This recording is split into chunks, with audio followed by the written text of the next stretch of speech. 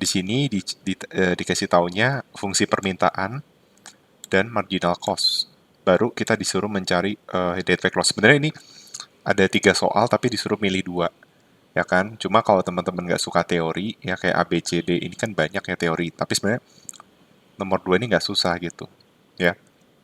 Nomor 2 teman-teman bisa kerjakan sendiri nih. Definisi Pareto efisiensi itu apa? Udah belajar ya.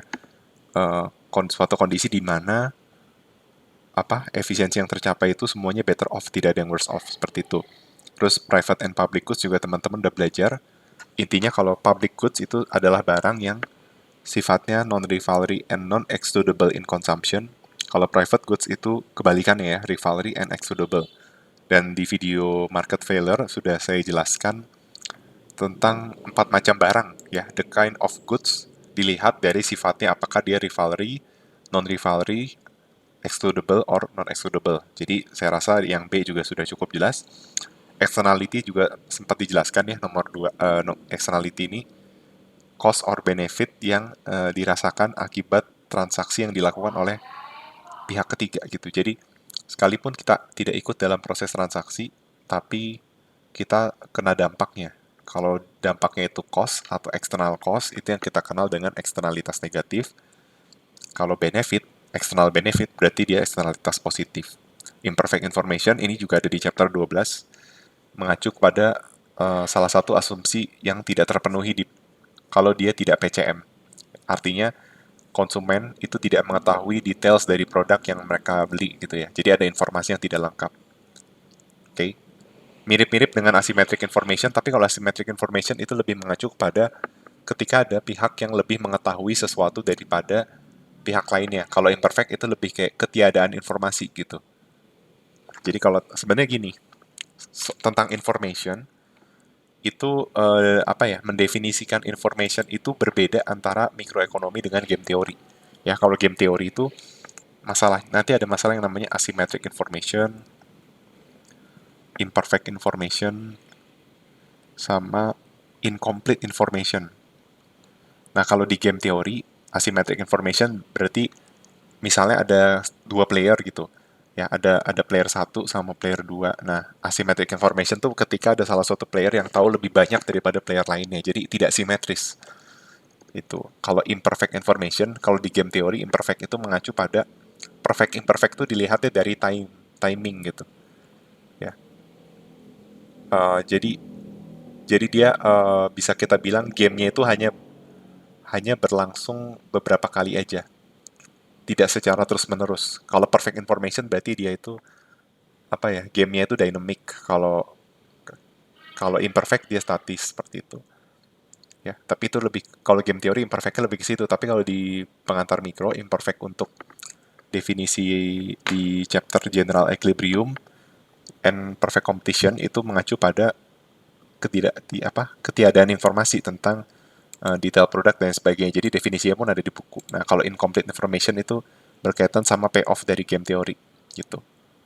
Jadi ketika ada salah satu strategi yang outcome-nya itu tidak diketahui misalnya. Tapi itu berbeda kalau konteksnya mikroekonomi, seperti itu. Di game teori imperfect itu bicara tentang timing. Kalau di mikro, itu mikro yang di chapter 12 itu mengacu pada ketiadaan informasi tentang produk. Intinya teman-teman silakan baca bukunya ya. Ini materi dari chapter 12. Oke. Okay. Nomor 1 nanti kita akan bahas sama-sama, tapi sebelumnya ke nomor 3 dulu. Nah, yang saya mau tekankan ke deadweight loss, itu perhitungannya, kemarin udah diajarin ya. Jadi, ini kan kuantitas, ini harga. Oke. Okay. Ini kita punya demand,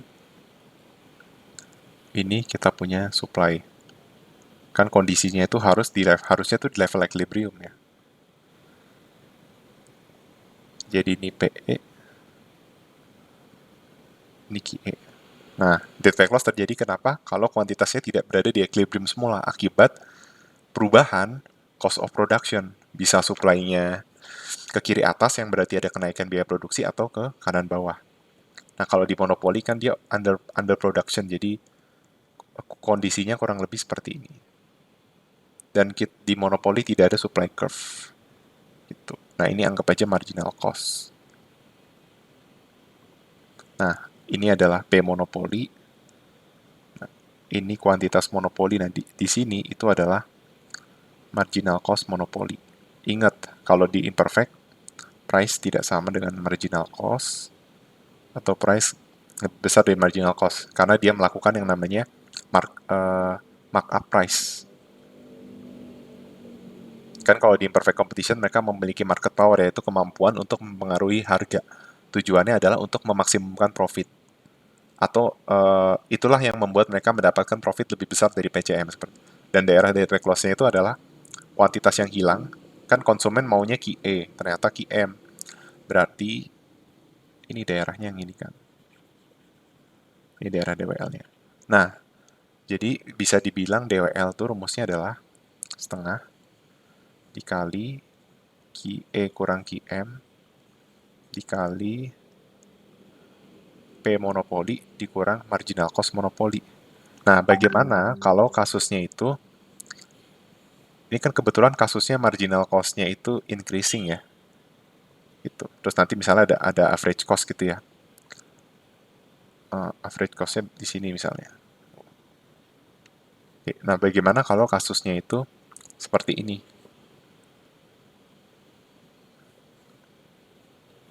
Jadi ini ada demand, lalu ini marginal cost, marginal revenue ya, sorry. Baru marginal cost ini. Nah, tapi marginal cost sama dengan average cost, atau kita kenal dengan constant cost function. Gitu. Jadi fungsi cost-nya cuma seperti ini. Berarti kan average cost itu kan C per Q. Jadi C, MC turunan C terhadap Q juga hasilnya C. Nah, kalau ini kebetulan kan PCM itu P sama dengan MC. Artinya apa? Artinya ini kan kuantitas yang diproduksi monopoli. Berarti ini adalah MC monopoli. Nah, di saat yang bersamaan, kuantitas PCM di sini. Dan ini adalah harga si PCM. Nah, berarti saat dia itu constant cost function di jangka panjang, maka P di PCM itu sama dengan MC di monopoli. Makanya rumus Debit Loss-nya bisa juga kita bikin jadi setengah Q PCM atau kurang Q monopoli dikali P monopoli kurang P PCM. Dengan asumsi dia itu constant cost function, di mana harga PCM itu sama dengan MC monopoli. Tapi ini hanya berlaku kalau dia itu constant cost function. Kalau fungsinya tidak constant cost function, atau fungsi marginal cost-nya kuadratik, atau average cost-nya kuadratik, atau cost-nya itu jadi gini, kalau saya bilang fungsi cubicle cost, itu berarti bentuk cost function-nya itu ada pangkat tiganya, sehingga marginal cost sama average cost kan marginal cost turunan pertama, average cost itu cost bagi quantity. Nah, berarti kalau cost cubicle, marginal cost dan average cost itu kuadratik. Makanya bentuknya dia non-linear gini ya. Marginal cost kan juga asli kan begini nih. Nah, itu. Ini marginal cost. Oke. Jadi seperti itu.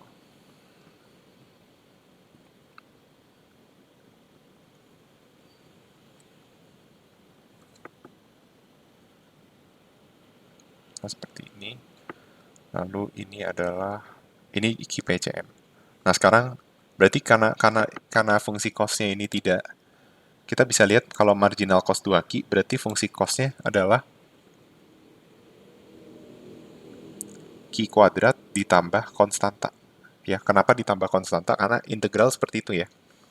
Nah, konstanta itu menunjukkan adanya fixed cost. Nah, kalau nggak ada fixed cost, berarti fungsi cost-nya cuma Q kuadrat. Gitu. Nah, kita nggak tahu apakah ada fixed cost atau enggak, tapi itu nggak penting. Ya, yang penting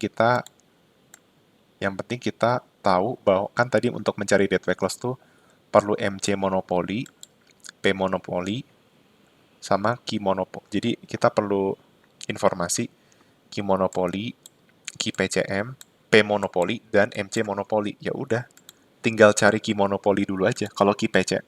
Nah, review lagi nih. Kalau mencari Q monopoli berarti gimana? Mencari Q monopoli berarti MR sama dengan MC. ya. Kalau PCM berarti kuantitasnya P sama dengan MC gitu. Nah, sekarang cari dulu key monopoli ya. Nomor 3 ya. Bentar.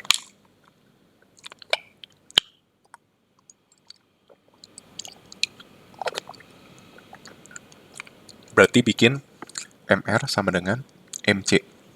Nah, di sini fungsinya dalam demand function harus diubah ke inverse demand ya. Kan Q sama dengan 480 min 2P.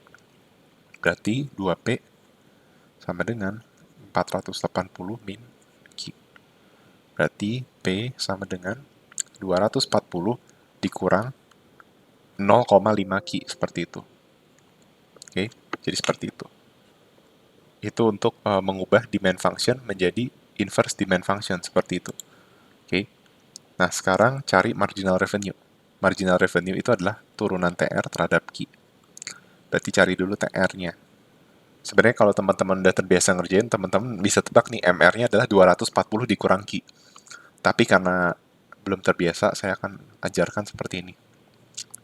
TR adalah P kali Q, berarti TR adalah 240 Q dikurang 0,5 Q kuadrat. Berarti marginal revenue itu adalah 240 dikurang Q. Itu. Nah, marginal cost-nya 2 Q. Berarti MR sama dengan MC. Berarti 240 min Q sama dengan 2 Q. Nah, ini pindah ruas jadi 3 Q, ini 240. Maka dapat Q monopoli sama dengan 80. Seperti itu. Nah, sebenarnya kalau teman-teman perhatikan juga, Q PCM itu selalu dua kalinya Q monopoli. Ya, kalau teman-teman perhatikan, itu bisa. Nah, pembuktiannya ya kita bisa pakai pembuktian rumus gitu ya. Tapi karena ini level pengantar, sepertinya saya nggak akan terlalu dalam lah matematisnya ya. Yang sederhana aja yang bisa kalian pahami. Supaya nggak makin bingung, karena mikronya aja udah sulit. Apalagi kalau kita pakai matematika yang cukup sulit. Jadi biarkan aja itu buat anak SP yang akan dapat mikro 1. Oke. Nah, sekarang berarti mencari... Oh ya, cari P monopoli dulu. P monopolinya berapa? P monopolinya itu tinggal masukin nilai Q di sini. 240 dikurang 0,5 kali 80. Berarti P monopoli itu adalah 200. Oke. Jadi dapat nih harga dan kuantitas monopoli. Yang perlu kita cari itu adalah PPCM dan MC monopoli. Nah, MC monopoli bisa kita cari nggak? Bisa. Gimana caranya? MC monopoli sama dengan 2 Q. Di mana Q-nya adalah QM. Jadi 2 kali 80. Berarti MC monopolinya adalah 160. Oke. Nah, sekarang cari PPCM dengan cara P sama dengan MC. Oke. Fungsi P-nya itu adalah 240 kurang ini ya, kurang 0,5 Q.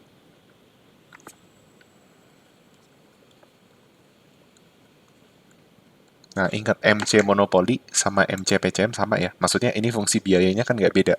Karena dianggapnya identik. Bedanya kalau yang satu monopoli, satunya PCM. Hasilnya adalah 2 Q. Seperti itu.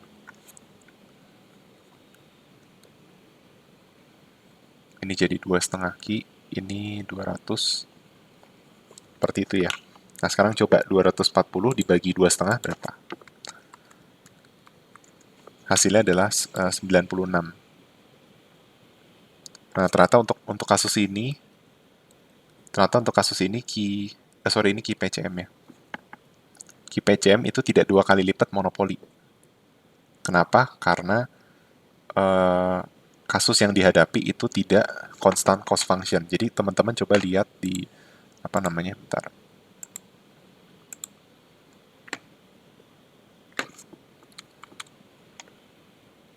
Ini saya akan tunjukkan bahwa Kan tadi saya sempat bilang ya, Ki PCM itu 2 kalinya Ki monopoli. Tapi ada ketentuannya, ada syarat ketentuan. Sama kayak,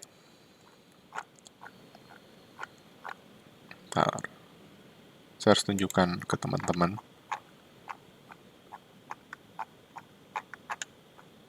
Nah ini nih, ini kan Ki monopoli, 2 kali lipatnya Ki PCM ya. Nah, ini kalau dia seperti ini. Kalau fungsi cost-nya adalah constant cost function, di mana MC always equals AC. Seperti itu. Oke. Ini harus tercapai. Baru Ki PCM itu 2 kalinya Ki monopoli. Dan kalau teman-teman perhatiin, hal yang unik juga adalah tadi, ya kan? Berarti P di PCM sama dengan MC di monopoli. Terus yang unik lagi nanti teman-teman kalau perhatikan ya, kalau teman-teman mungkin iseng-iseng gitu ya, kan teman-teman udah belajar ya, kalau kalau monopoli dengan perfect price discrimination itu dia profit sama dengan consumer surplus. Coba deh teman-teman eh, kerjain ya. Jadi bikin misalnya P sama dengan A min B terus C sama dengan C Ki, di mana AC sama dengan MC sama dengan C kecil. Teman-teman bakal dapetin bahwa Ki di PCM itu adalah 2 kalinya Ki monopoli. Nah, yang unik, Ki dengan first degree price discrimination, yang berarti dia netapin harga beda-beda nih. Nah, nanti cari aja consumer surplus. Dan consumer surplus itu profit. Kenapa? Kan eh, price kali quantity, price kali quantity, price kali quantity, price kali quantity. Nah, itu kan total revenue. Ya kan? Kalau profit TR min TC. Nah, TC itu kan AC kali Q. Jadi daerah TC itu yang ini. Makanya daerah profitnya yang diarsir ini. Nah, yang diarsir ini adalah consumer surplus. Makanya kalau constant cost function, profit first degree price discrimination itu sama dengan consumer surplus. Gitu. Oke. Okay. Kalau nggak ini juga sebenarnya tetap consumer surplus, cuma bedanya total, kebetulan dia itu total cost-nya persegi panjang, jadi kayak nyari consumer surplus tuh tinggal integral PQ dikurang ini C kali Q. Nah, jadi kan kita dapat profit first degree itu consumer surplus. Nah, nanti teman-teman bisa cari deh, kalau kalau profitnya first degree itu 2 kalinya profit monopoli biasa. Ini unik, emang unik banget sih kalau constant cost. Tapi kalau nggak constant cost, profitnya nggak akan 2, tapi mendekati 2. Itu mungkin 1,5, 1,3 gitu ya. Tergantung dari fungsi cost yang dihadapi. Logikanya masuk akal, kenapa? Karena bisa dibilang ini adalah the apa namanya? The lowest possible cost yang bisa diraih oleh si perusahaan. Kalau fungsi biayanya itu seperti ini. Karena apa? Karena kalau misalnya fungsi biayanya cuma fixed cost, itu kan hanya bisa diraih oleh industri tertentu yang dimana dia itu dapat suatu sumber daya, misalnya dia beli rumah, terus di belakang rumahnya ada air suci lah atau apa, nah itu dijual, dia nggak keluar ongkos sama sekali. Bahkan mungkin dia nggak perlu ngolah sama sekali. Costnya dia ya cost dia beli rumah misalnya. Atau ya beli tanah, tapi tahu-tahu di tanah itu ada sumber daya apa. Nah tapi kan itu hampir nggak mungkin, kemungkinan kita tetap ada variabel input kan. Nah berarti kemungkinan cost terkecil adalah ketika cost itu sama dengan variabel cost aja. Di mana variabel cost-nya itu adalah fungsi linear. Kalau fungsi linear kan berarti ya penambahan itu konstan. Nambah produksi satu, nambah tiga. Nambah produksi satu lagi, tiga lagi. Berarti rata-ratanya juga tiga doang gitu. Nah ini kemungkinan biaya terendah gitu. Itu alasan kenapa profit first degree itu sampai 2 kali lipatnya di sini. Tapi kalau nggak seperti ini fungsinya, atau dengan kata lain bukan fixed cost tapi fungsinya itu kuadratik, kubikel, nah dia itu lebih kecil dari 2. Yang seperti ini akan lebih dalam di apa namanya mikroekonomi 2 ya. Kita lanjut aja ke sini. Intinya ini Ki PCM-nya nggak 2 kali lipatnya monopoli. Nah, terus tinggal nyari dead weight loss. Tadi dead weight loss udah dapet rumusnya ya. Dead weight loss-nya dari kurva ya, setengah dikali Ki PCM kurang Ki monopoli dikali P monopoli kurang MC monopoli. Oke. Ki PCM-nya 96, Ki monopolinya 80. Terus P monopoli 200, MC monopoli itu 160. Oke, berarti setengah dikali 16 dikali 40. Gitu. Hasilnya adalah 320.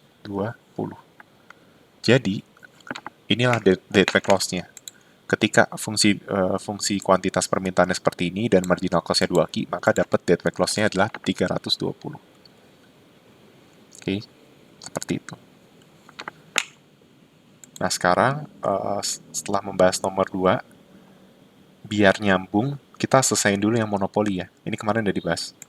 Yaitu soal nomor 1 dulu deh, 1. Teori dulu nih.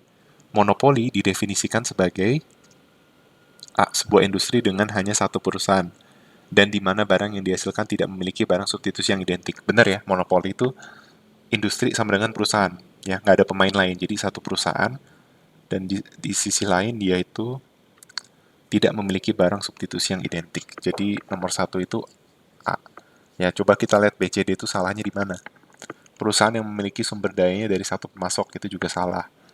Industri yang menjual semua produknya ke satu pembeli. Nah, ini adalah monopsoni.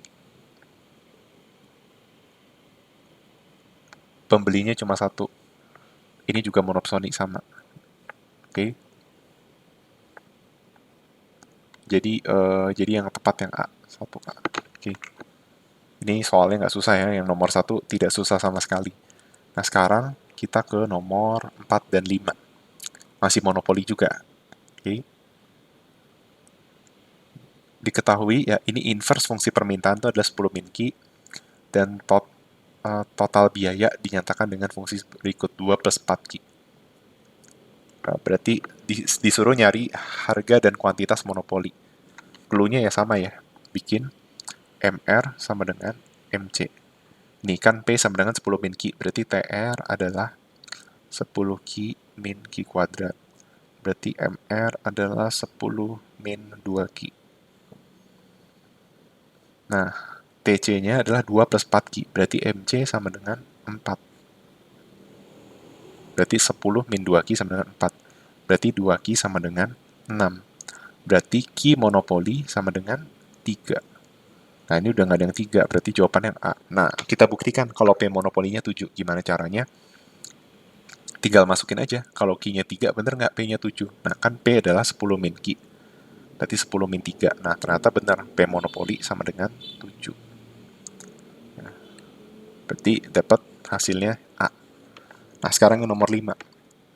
Keuntungan monopoli harga tunggal atau single price atau tidak diskriminasi harga berapa? Nah, jawabannya adalah profit. Ini kita pakai rumus TR min TC. TR itu P kali Q 21. TC-nya adalah 2 plus 4Q.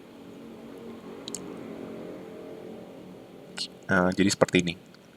Berarti 21 dikurang 2 tambah 12, 14. Berarti 21 kurang 14, itu 7. Nah, ini profitnya $7. Oke, jadi seperti itu. Sekarang ke nomor 3 dulu. Ini tadi udah sempat terjawab ya. Barang publik adalah sifatnya non-rivalry and non-excludable, jadi tidak dapat dikecualikan dan tidak bersaing. Apa itu rivalry, apa itu excludable, dan apa itu non-rivalry dan non-excludable, silahkan tonton video di market failure. Jadi yang A. Oke, nah sekarang ini yang unik nih, saya mau bahas soal nomor sebelum masuk satu jawaban sikat, maaf ya saya agak loncat-loncat ya. Kita bahas dulu nomor 2. Nomor 2 ini unik. Kan saya udah pernah menjelaskan ya bahwa ketika game teori itu ada dua kemungkinan calon Nash equilibrium. Sebenarnya kemungkinannya itu bisa dua-duanya Nash equilibrium atau bisa salah satu itu Nash equilibrium. Tapi ya biasanya kasusnya itu adalah prisoner's dilemma, kan? Jadi dulu belajarnya misalnya cooperate atau not cooperate, ya kan? Confess atau not confess, gitu kan? Intinya yang berkaitan sama kooperasi atau kerjasama yang membuat payoff-nya lebih tinggi, itu nggak jadi nice equilibrium. Yang dipilih justru mereka tidak bekerja sama atau tidak bekerja sama gitu, yang membuat payoff-nya itu lebih rendah daripada seharusnya kalau mereka mau kerja sama seperti itu. Nah, itu uniknya ya. Nah, tapi kenapa bisa terjadi kita udah pelajari, karena adanya faktor resiko. Resiko kalau seandainya lawannya curang, lawannya bisa dapat lebih besar daripada keseimbangan ketika mereka bekerja sama ya. Jadi misalnya kalau mereka bekerja sama dapatnya 60 semuanya. Kalau mereka tidak bekerja sama semua dapatnya 55. Nah, harusnya kan mereka lebih baik bekerja sama semua kan biar dapat 60. Tapi kalau saya sebagai pemain itu ternyata curang, ya ternyata saya nggak tahu apa yang, kan ini game simultan kan, simultan atau bersamaan. Jadi saya sama sekali nggak tahu langkah apa yang dipilih oleh lawan saya. Tapi yang jelas, kalau semuanya sepakat untuk kooperasi, saya dapat 60. Termasuk saya kalau kooperasi. Tapi kalau semuanya tidak berkooperasi, dapatnya 55. Nah, apa yang terjadi kalau, ya udah deh, kan kita rugi 5 nih, ya kan? Ya udah sekarang kooperasi aja, biar kita dapat 60. Nah, apa yang terjadi kalau seandainya saya berkooperasi, lawan saya itu nggak berkooperasi? Yang terjadi seperti ini. Ini hanya penggambaran ya, biar gampang. Saya yang tetap berkooperasi, namun dicurangi atau lawan saya nggak kooperasi, ternyata saya dapatnya 50. Lawan saya yang tidak berkooperasi, tapi karena sayanya kooperasi, dapatnya 65 gitu. Jadi masuk akal kenapa lawan itu bisa curang di permainan tersebut, karena pun saya, kalau saya curang, teman saya juga curang, saya kembali ke equilibrium semula yaitu 55. Tapi kalau saya curang, teman saya nggak curang, ya saya malah dapat lebih besar dari ini. Jadi buat apa saya milih ini? Gitu ya. Tapi nanti di mikroekonomi 2 tuh serunya adalah teman-teman akan belajar yang namanya finitely repeated game. Jadi kalau gamenya berulang sebesar sekian periode, dan kalau seandainya itu infinitely repeated game, atau gamenya itu tidak berulang sama sekali, apa berulangnya sampai tahingga. Kita akan belajar next equilibrium itu akan di mana ya. Ternyata dipengaruhi oleh diskon faktor gitu. Nah, itu detailnya di Mikro 2. Nah, sekarang kalau lihat soal seperti ini, teman-teman akan kebayangnya apa? Kebayangnya Prisoner's Dilemma pasti. Kalau nggak teliti atau nggak coba dikerjain, pasti teman-teman akan menganggap, oh ini ada Prisoner's Dilemma-nya nih. Kenapa? Ya tuh, logikanya sama, menjual itu kan untungin mereka nih, dapat 3-3. Tapi kalau gratis-gratis 2-2, seolah-olah Prisoner's Dilemma kan. Nah, tetap harus dikerjain gitu. Ya, ini perusahaan satu, nah ini perusahaan dua. Jadi seperti biasa mengerjakan apa namanya game teori itu pakai, saya ngajarinnya pakai jaring-jaring biar gampang gitu. Oke. Jadi player satu kita mengantisipasi apa yang dilakukan oleh si, untuk player satu kita mengantisipasi apa yang dilakukan oleh si player 2. If player 2 misalnya gratis G ya. Gratis dulu atau apa nih? Menjual dulu deh. If P2M, P1-nya itu M, terus P1-nya G. Terus if P2G, P1-nya M, P2-nya G. Seperti itu. Terus sekarang yang P2. If P1M, P2M, P2G, if P1G, P2M, P2-nya G. Nah, sekarang lihat nih. Apa yang terjadi kalau buat player 1 jika P2 itu menjual? Berarti kita anggap dia, berarti kan mereka nggak akan ngambil gratis nih misalnya. Kalau P2 menjual, kemungkinannya adalah P1 menjual atau gratis. Kalau menjual dapat 3, gratis dapat min 1, gitu kan. Mana yang diambil? Ya, yang 3. Berarti yang kita buletin itu yang ini. Ya kan? Nah, sekarang kalau seandainya gratis P2-nya, berarti yang kita abaikan bukan yang ini, tapi yang ini. jika P2 gratis, apa yang akan P1 lakukan? Kalau P1 menjual dapat 4, kalau P1 ikutan gratis dapatnya 2. Ternyata lebih menguntungkan kalau menjual. Oke. Nah, sekarang kita lihat dari sisi si player 2. Jika P1 menjual. Jika P1 menjual, apa yang terjadi? Kemungkinannya P2 dapat 3 atau min 1. 3 kalau menjual, min 1 kalau gratis. Ternyata dapatnya lebih untung yang 3 atau menjual. Maka yang menjual ini dibuletin. Oke. Nah, sekarang kalau seandainya P1 itu gratis, berarti peluangnya P2 menjual dapat 4, P2 gratis dapat 2. Mana yang lebih menguntungkan? Yang 4. Atau menjual, ya kan? Kalau P1-nya gratis, P2 jual dapat 4, kalau gratis dapat 2. Berarti yang dilingkarin yang 4. Karena 4 lebih besar dari 2. Nah, di sini dapat Nash equilibrium-nya adalah 3,3. Atau masing-masing player itu akan menjual. Jadi baik perusahaan 1 dan 2 akan menjual perangkat aplikasi lunak. Seperti itu. Nah, sekarang yang jadi pertanyaan adalah, apakah kasus menjual gratis ini akan selalu menghasilkan Nash equilibrium yang tidak Prisoner's Dilemma? Jawabannya belum tentu. Kebetulan kasus ini ya nggak Prisoner's Dilemma aja gitu. Artinya memang nggak ada apa ya? Kalau saya milih untuk jual, lawan saya gratis. Jadi analisisnya gini aja. Kalau seandainya saya yang jual, kenapa nggak ada Prisoner's Dilemma? Gampangnya gini nih. Anggap P1 jual, P2 gratis. Sok dilihat. P1 menjual, P2 gratis. P1 dapat 4, P2 dapat min 1. Nah, sebaliknya kalau P1 gratis, P2 jual, ini yang dapat min 1, ini yang dapat 4. Nah, bandingkan kalau seandainya mereka memilih untuk, berarti gini, lihatnya gini aja. Intinya menjual lebih menguntungkan. Kalau lihat dari POV, jual udah lebih menguntungkan kan. Gini aja lihatnya. Misalnya saya tetap jual, terus lawan saya jual. Kan saya dapat 3. Tapi kalau saya jual lawan saya gratis, saya dapatnya lebih tinggi. Nah, apa yang terjadi kalau sayanya malah gratisin? Kemungkinannya cuma 2.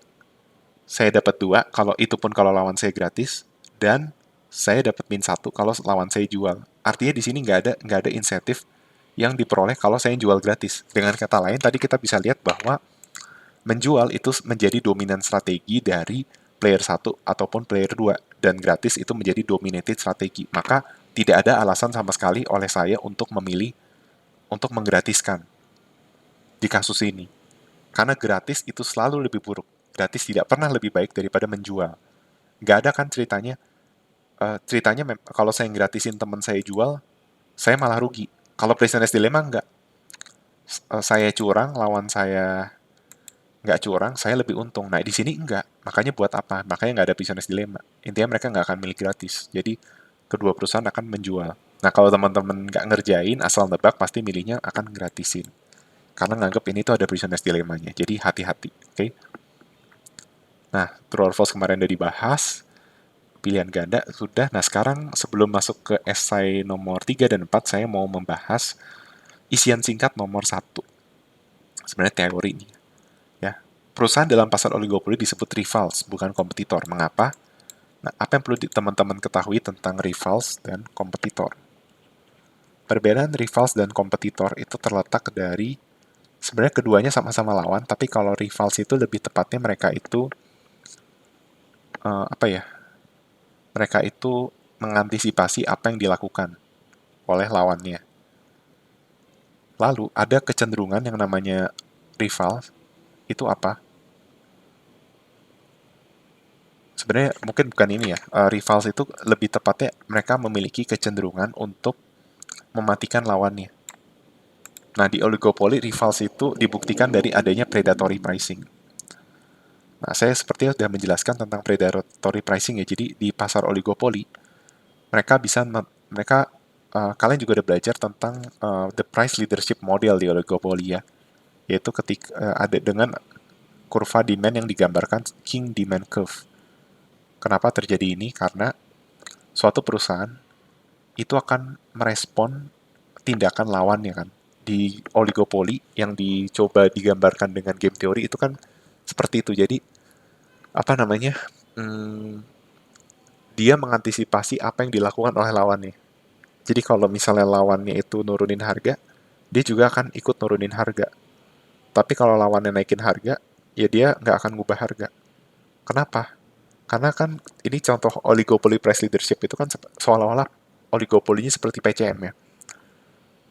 Jadi produknya identik dan lain sebagainya ya asumsinya. Nah, yang jelas kalau kalau perusahaan lain nurunin harga, saya harus nurunin harga. Alasannya apa? Alasannya demand-nya pada lari ke lawannya gitu. Kalau saya nggak nurunin harga ya saya nggak ada yang beli barang saya. Jadi saya harus nurunin harga at least sama seperti P2 atau lebih rendah untuk matiin si P2. Jadi di sini ada predatory ya. Dan kita juga tahu kayak seperti Grab Gojek itu menetapkan harga di bawah pada jangka pendek mereka bisa netapin harga di bawah ini marginal cost atau average cost. Jadi sebenarnya secara economic profit mereka itu rugi. Tujuannya apa? Supaya industri yang nggak kuat itu mati. Ini saya udah pernah jelaskan di video sebelumnya. Jadi misalnya ada 5 industri, terus ada sorry bukan 5 industri ya, industrinya satu tapi di industri tersebut ada 5 perusahaan ya. Jadi kalau ada 5 perusahaan, perusahaan satu tuh nurunin harganya rendah banget, kan perusahaan lain mau nggak mau harus ngikutin A. Kalau nggak ngikutin, mereka sama sekali nggak ada konsumen. Nah, ketika mereka nurunin harga kayak A, mereka rugi. Nah, kalau mereka nggak punya modal yang kuat, mereka mati. Dan si A ini bakal jadi monopoli di jangka panjang. Ketika dia jadi monopoli, dia punya market power yang lebih tinggi. Dia bisa netapin harga yang lebih tinggi. Nah, ini yang ditakutkan kalau sekarang nih ada isu Grab dan Gojek mau merger itu. Itu sangat serem ya. Karena di Singapura aja waktu Grab itu sempat jadi monopoli, dia melakukan markup price 40%. Makanya Gojek itu diundang ke Singapura. Seperti itu. Jadi persaingan usaha itu penting. Jangan pernah, persaingan itu penting ya. Dalam dunia nyata pun kita perlu persaingan. Karena kalau nggak ada persaingan, ya nggak ada yang memicu kita untuk melakukan inovasi, ya kan? Coba bayangkan kalau semua sektor di negara, suatu negara itu monopoli. Pasti kualitasnya rendah. Karena nggak ada pesaingnya. Orang mau nggak mau harus konsumsi di dia. Tapi dengan adanya kompetisi, ada yang namanya perlombaan. Nah, di monopolistik udah belajar ya. Ada yang namanya diferensiasi produk ya. Artinya produk itu jadi bervariasi ya kan. Dan itu berdampak baik buat konsumen. Jadi monopoli itu pada beberapa industri itu makanya dilarang. Ya. Dan persaingan usaha yang tidak sehat seperti predatory pricing pun sebenarnya dilarang. Dan saya sudah berulang kali mengatakan ya bahwa Undang-Undang Persaingan Usaha Tidak Sehat di Indonesia diatur pada Undang-Undang Nomor 5 tahun 99. Dan lembaga yang mengontrol, mengawasi persaingan usaha itu disebut dengan lembaga KPPU atau Komisi Pengawasan Persaingan Usaha. Oke. Itu alasan kenapa mereka rival karena mereka ada melakukan predatory, berusaha untuk mematikan lawan lainnya. Kalau kompetitor enggak, kompetitor itu cuma ya udah mereka pemain lainnya, tapi kayak monopolistik itu sesama kompetitor gitu. Tapi mereka nganggap pemain lainnya itu hanya sebagai kompetitornya mereka. Mereka nggak ada usaha untuk mematikan mematikan si pemain lainnya gitu. Di satu sisi mereka memang tidak punya ability untuk itu, dan di satu sisi memang nggak bisa kondisinya. Yang bisa mematikan industri lain itu di oligopoli gitu. Jadi sebenarnya oligopoli itu mereka bercita-cita jadi monopoli jangka panjang. Oke, jadi seperti itu. Nah terus berarti itu ya sudah terjawab nomor satu ya. Kenapa rivals bukan kompetitor? Kompetitor itu lebih mengacu pada pasar monopolistik misalnya. Oke. Nah sekarang kalau monopoli nggak ada rival dan nggak ada kompetitor ya karena cuma ada satu pemain. Sehingga industri sama dengan perusahaan. Nah sekarang saya mau bahas nomor 3 dan 4. Mungkin mulai dari nomor 3 terlebih dahulu. Seperti itu. Oke. Nah nomor 3 ini sepertinya belum belum pernah saya ajarkan dan belum pernah diajarkan ya. Sebenarnya ini soal pilihan ya esai. Tapi nggak apa-apa lah saya bahas barangkali dikeluarkan gitu jadi kan bisa aja diubah jadi pilihan ganda kan ya jadi kita siap-siap aja ya. Ini kalau ada satu strip 2 ini artinya ini pemain satu, ini pemain kedua. Oke, saya bahas nomor 3 dulu sebelum ke nomor 4. Pertimbangkan permainan board game dengan kondisi dua pemain yaitu baris dan kolom. Ya, mereka punya dua strategi, opera dan bola. Intinya kalau keduanya pilih opera dapat. Oh, jadi ada dua pemain baris dan kolom. Namun mereka punya action opera dan bola. Kalau keduanya milih opera, baris dapat dua, pemain dapat satu.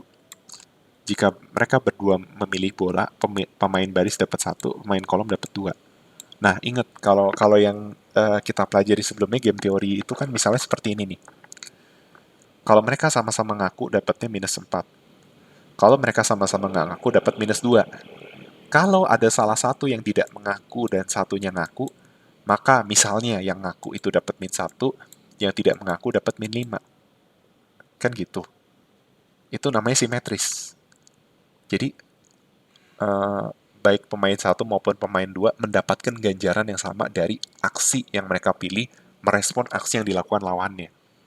Kalau aksinya sama, ya pastinya payoff-nya sama. Dia hanya bisa beda kalau lawannya memilih aksi yang berbeda. Itu pun juga berlaku untuk mereka yang sama. Jadi kalau saya rugi min 1, lawan saya dapat min 5, kalau aksinya dibalik, saya yang dapat min 5, dia yang dapat min 1. Itu symmetric game. Kalau ini nggak symmetric. Kenapa nggak symmetric? Sama-sama milih opera, tapi yang satu dapat 2, yang satu lagi dapat 1. Sama-sama milih bola, yang baris dapat 1, yang kolom dapat 2. Dan ini masuk akal dalam kehidupan nyata. Ya, kalau ini sebenarnya harusnya di mikroekonomi 2 ya, jadi apa namanya, lebih mengacu kepada ini sebenarnya, apa namanya, the battle of sexes, dan harusnya bukan game simultan tapi sekuensial. Jadi gamenya sendiri itu ada simultan dan sekuensial. Yang kita pelajari di pengantar masih simultan, jadi sekedar info aja ya. Nah, intinya kalau mereka nggak setuju keduanya, mereka dapat 0. Tentukan semua keseimbangan Nash murni dan campuran ketika permainan bergerak secara simultan.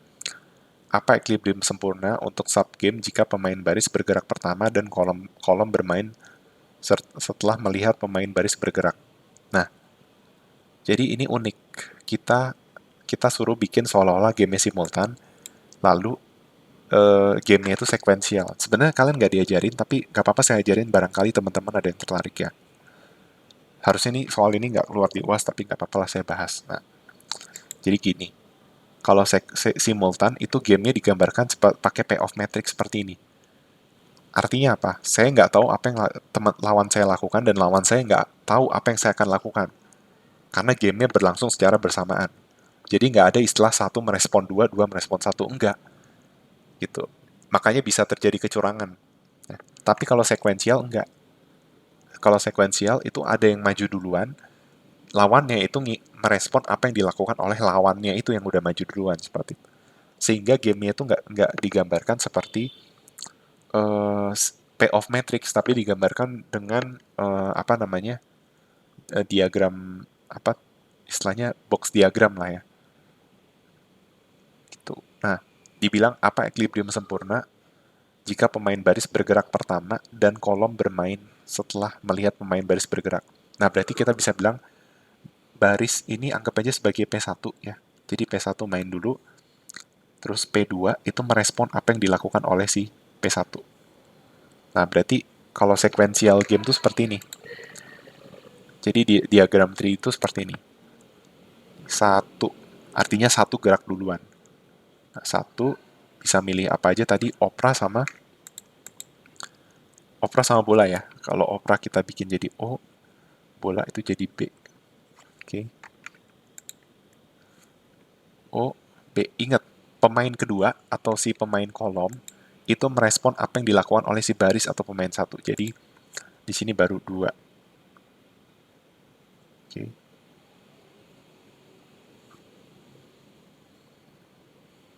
Opera, baris, opera, baris. Seperti ini. Coba simak baik-baik. Kalau keduanya milih opera, pemain baris dapat dua, pemain kolom dapat satu. Berarti payoff-nya adalah 2,1. pemain satu milih opera, dua merespon dengan opera, dapatnya 2,1. Nah, kalau eh, kalau keduanya milih bola, yang pemain baris dapat satu, pemain kolom dapat dua. Nah, berarti bola sama bola. Nih, di sini nih. 1,2. Seperti itu. Nah, selanjutnya, kalau mereka tidak setuju keduanya, mereka dapat 0. Artinya apa? Kalau tidak setuju keduanya, artinya aksi yang dipilih itu beda. Ya, antara opera bola atau bola opera gitu. Intinya kalau kalau mereka berlawanan dapat 0. Nah, ini kalau di mikroekonomi The Battle of Sexes ini contohnya kasus suami istri. Mereka milih untuk balet atau boxing gitu. Seperti ini. Oke. Ini kalau gamenya simultan. Gamenya sekuensial. Nah, kalau simultan digambarkannya pakai payoff matrix.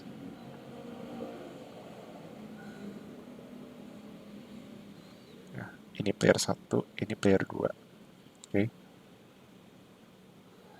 Opera, bola, opera, opera. Tadi kalau sesama opera dapat 2,1,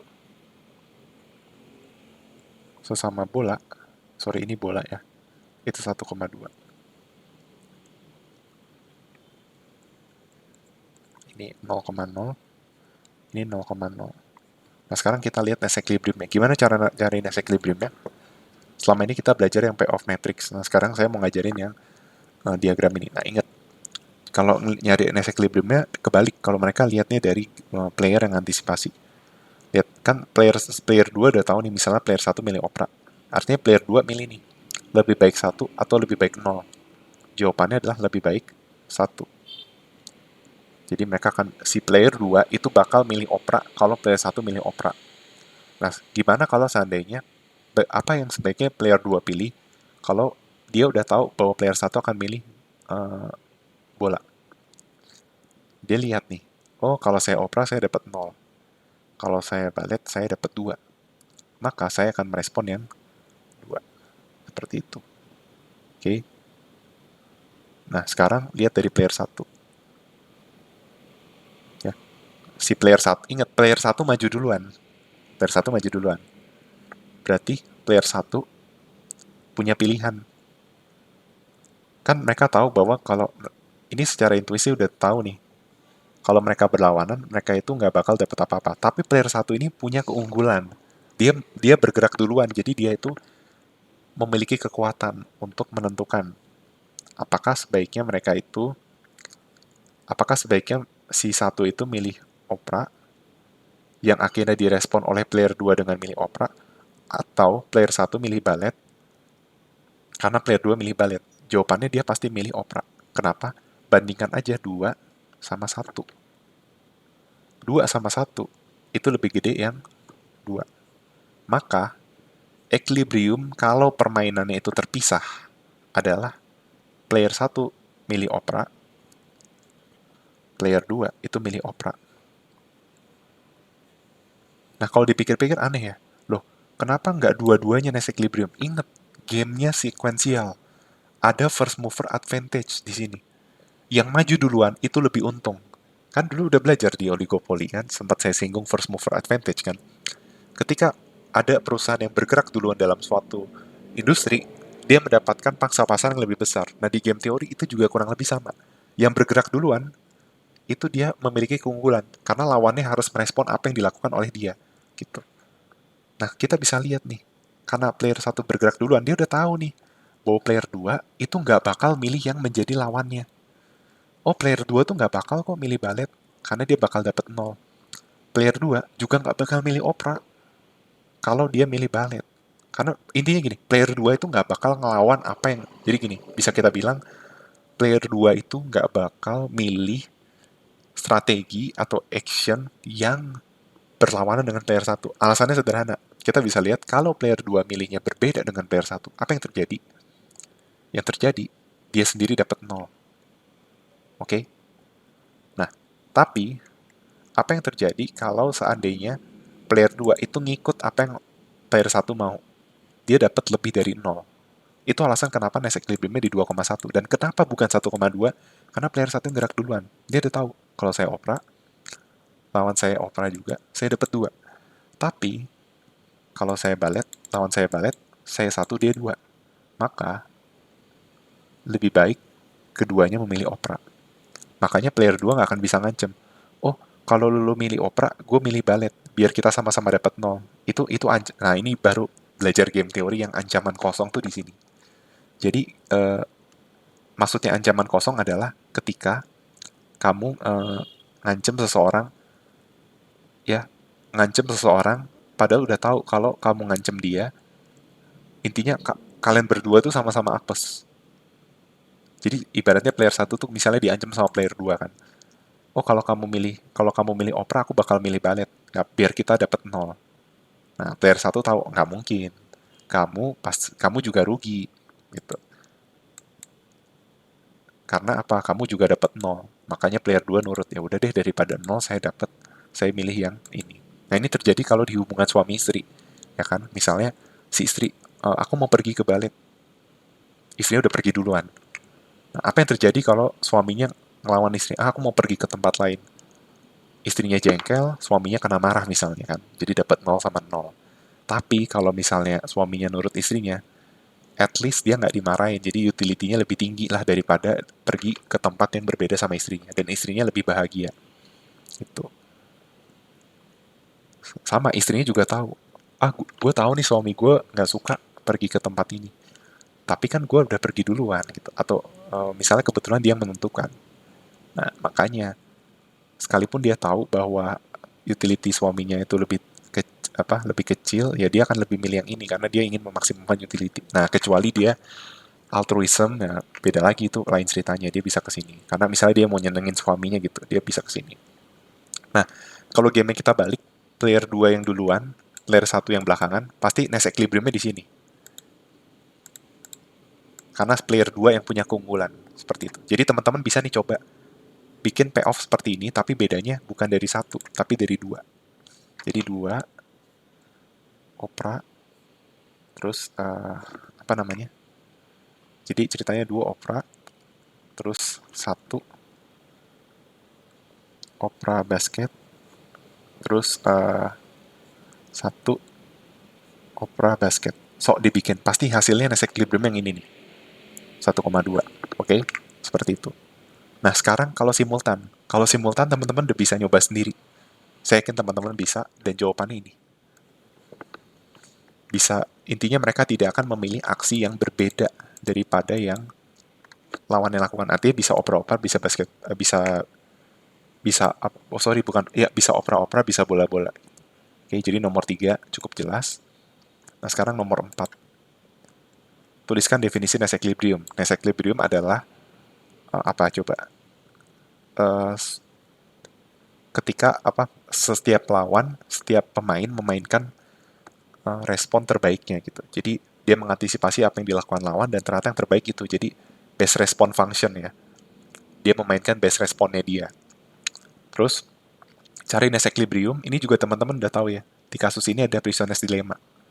Maka yang dipilih adalah min 4, min 4. Tugas teman-teman adalah membuktikan bahwa dia tuh min 4, min 4. Caranya gimana? Saya sudah ajarkan berkali-kali. Saya skip aja ya. Nah, sekarang yang C. Ya, ini nomor 4, teman-teman bisa kerjain sendiri. Yang jelas hasilnya min 4, min 4. Karena ini di sini ada Prisoner's Dilemma. Bisa dilihat kalau ada yang nggak ngaku, lawan yang ngaku, dia dapatnya min 5. Gitu. Nah, sekarang yang C nih. C ini unik soalnya nih. Karena teman-teman pasti belum pernah dapat ya. Tidak seperti biasanya, para tahanan bersifat altruistik. Nah, kalau teman-teman nggak tahu altruistik itu apa, jadi altruistik itu adalah lawannya egois. Gitu. Jadi pada dasarnya, setiap orang itu punya kecenderungan untuk egois sama altruistik. Oke, jadi tapi sebenarnya tidak ada orang yang full altruistik dan tidak ada orang yang full egois. Contohnya gini, Mother Teresa yang kita kenal dengan orang yang sangat baik hati, sangat murah hati, dia adalah seorang altruis. Tapi ada saat di mana dia itu egois. Ada saatnya dia memikirkan kepentingannya dia sendiri. sehingga dia tidak fully altruis gitu. Mungkin dia disebut altruis, tapi dia ada sisi egoisnya gitu. Itu wajar, itu manusiawi gitu. Tapi ada orang yang egois dalam arti diktator ya, contohnya kayak Kim Jong Un. Dia hanya memikirkan dirinya sendiri, nah, tapi at least dia masih mikirin keluarganya, mungkin keluarga intinya dia, yang mungkin istri dan anaknya, atau at least dia mungkin ada satu satu momen di mana dia mungkin merasa sedih ketika ada rakyat yang menderita. Mungkin itu hanya satu momen gitu ya, sekalipun kebanyakan momennya nyiksa rakyatnya misalnya. Nah, berarti dia ada sisi altruisnya, tapi memang dominannya di egois. Itu yang teman-teman lo ketahui. Nah, makanya ibaratnya kalau altruis itu alfa, jadi persentase altruis itu alfa, persentase altruis itu bisa disebut persentase egois itu satu min alfa. Jadi kalau ditambah harus satu. Gitu.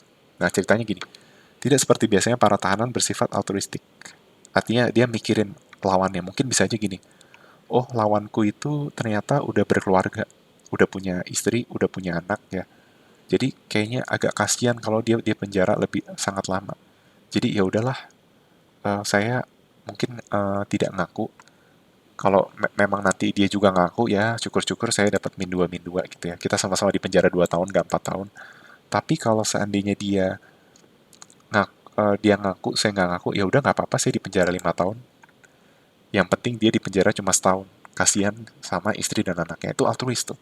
Nah, tidak seperti biasanya para tahanan bersifat altruis. Nah, kebetulan bukan hanya satu tahanan, tapi kedua tahanan itu altruis. Jadi saling mikirin gitu, ya kan? Nah, utility-nya seperti ini, di mana uh, apa namanya? Jadi P itu adalah outcome, ya outcome berupa fungsi utilitas. Kan kita bisa lihat ya, semakin lama di penjara, utilitasnya semakin rendah. Nah, jelaskan secara singkat kenapa parameter alfa menangkap altruisme dan diskusikan untuk kasus-kasus alfa sama dengan 0 dan alfa sama dengan 1. Nah, ini menarik. Jadi, U1 sama dengan P1 ditambah alfa dikali P2. Terus U2 sama dengan P2 ditambah alfa kali P1. Nah, alfa itu menunjukkan kadar altruisme, di mana alfa sama dengan 1 itu perfect altruisme, alfa sama dengan 0 itu dia sangat egois, atau sangat tidak altruistik. Ya. Nah, sekarang kita bisa lihat, intinya alfa itu berada di rentang 0 sampai 1. Nah, asumsikan alfa masih di rentang 0 sampai 1. Apa yang terjadi kalau alfanya itu meningkat? Ingat, utility 1 itu dipengaruhi oleh utility saya sendiri atau value yang saya dapat dengan value yang lawan saya dapat. Artinya, semakin tinggi alfa, kalau dia altruisme, semakin tinggi alfanya atau semakin tinggi persentase altruisme, utility-nya dia akan semakin tinggi kalau lawannya itu mendapatkan payoff lebih tinggi. Gitu. Jadi intinya ibaratnya kamu seorang altruis gitu sama sahabat kamu gitu. Berarti kepuasan saya itu bukan cuma kepuasan saya, tapi kepuasan dia juga. Artinya kalau dia bahagia, saya lebih bahagia. Kalau dia tidak lebih bahagia, maka kebahagiaan saya tidak akan lebih bahagia ketimbang kalau dia bahagia. Gitu. Jadi intinya kebahagiaan dia itu juga berarti buat aku gitu. Kalau dia lebih bahagia, aku juga jadi lebih bahagia. Nah makanya uh, alpha itu menangkap altruisme karena semakin besar. Jadi kalian bisa bilang semakin besar alpha, maka semakin besar alpha artinya semakin berarti value lawan terhadap utility-nya dia. Jadi kalau untuk player 1 semakin tinggi alpha, maka uh, outcome dari player 2 itu akan menentukan utility si 1. Jadi semakin tinggi outcome-nya 2, atau bisa kita bilang korelasinya semakin kuat antara value yang lawan saya dapatkan dengan apa yang saya dapatkan. Itu. Kalau untuk player 1, ini untuk player 1 tadi. Untuk player 2, apa yang dirasakan oleh lawan saya atau si player 1 itu akan sangat berarti buat saya. Jadi saling korelasinya lebih kuat. Nah, kasus khusus kalau alpha sama dengan 1 artinya dia perfect altruism. Ya, artinya benar-benar saya sangat menganggap apa yang dia dapatkan itu sebagai kepuasan saya juga. Karena alfa sama dengan satu. Tapi kalau alfanya nol, artinya apa? Utility satu sama dengan pi satu. Kalau di sini utility 2 sama dengan pi 2, artinya apa? Kepuasan saya adalah apa yang saya rasakan. Gitu. Jadi saya nggak peduli apa yang lawan saya rasakan. Pokoknya saya hanya peduli apa yang saya rasakan.